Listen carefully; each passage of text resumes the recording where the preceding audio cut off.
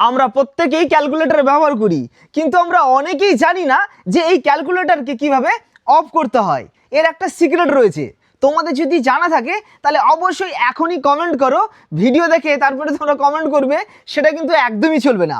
তোমরা এখনই কমেন্ট করো, আর আমি এটা শিওর তোমরা অনেকেই জানো না। আচ্ছা, তুমি কি এই ক্যালকুলেটরকে অফ করতে পারবে?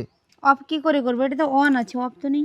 আরে এই যে বললাম, আমি তো বলছি এখানে অফ করা সম্ভব। ভালো করে তোমরা দেখো, এখানে কিন্তু অফের কোনো কিন্তু কি নেই, তবু এটা বন্ধ করা সম্ভব। তুমি পারবে? বলো, দেখি। তুমি একবার ট্রাই করো। বেশি সময় তোমার হাতে নেই, মাত্র 10 থেকে 15 সেকেন্ডের মধ্যে তোমাকে বলতে হবে। পারবো না, হবে পারবে না? না। পারবে না? আমি জানতাম তুমি পারবেও না। দেখো, এবার আমি তোমাদের দেখাচ্ছি তোমরা কিভাবে এই ক্যালকুলেটরকে অফ করবে।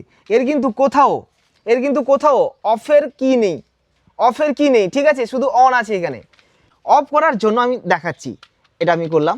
আচ্ছা, প্রথমে আমাদের ভাগ, তারপর গুণিতক, তারপর পার্সেন্টেজ, তারপর চেক, এরপরে কারেক্ট আছে যেটা একবার দুবার অফ হয়ে গেল।